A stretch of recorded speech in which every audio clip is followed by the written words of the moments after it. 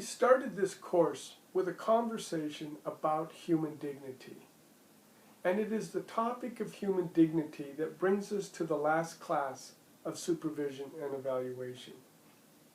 Diversity, education, and the achievement of all students. Well, what does all students mean to you? We hear that topic all the time, whether it's in standards or whether it's in mission statements. But how does the individual interpret all students?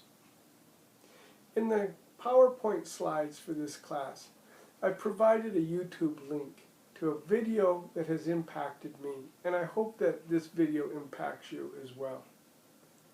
The video is a stimulus for you to think how you make quick judgments on how you perceive people, what your expectation of their behavior is, and what is your expectation of their possible contributions. You see, there is a relationship between diversity, supervision, and student achievement.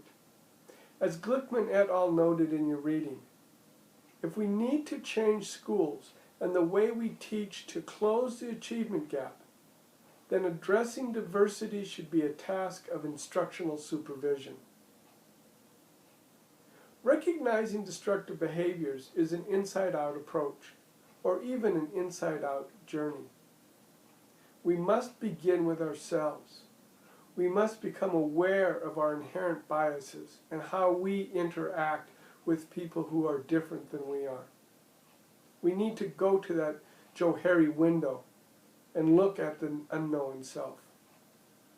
See, I am convinced that when schools are trying to address student bullying, that we are not going to make significant progress until the adults in the schools address their own bullying, until they address their own prejudice, until they address their own destructive behaviors. Schools have to begin with individuals, and it's the individuals that will change the climate and culture of the school. But changing or evolving the climate and culture of schools takes a conversation. And the conversation at times is difficult, but it's necessary. See, leaders have to confront destructive behaviors. Turning the other way is no longer an option, it is no longer acceptable. We need conversations in our school to transform them into rich, inclusive environments where everyone's unique contributions are recognized and celebrated. The conversation is about leadership, supervision, evaluation, and human dignity. I hope that you've enjoyed the course, Supervision and Evaluation of Public School Educators.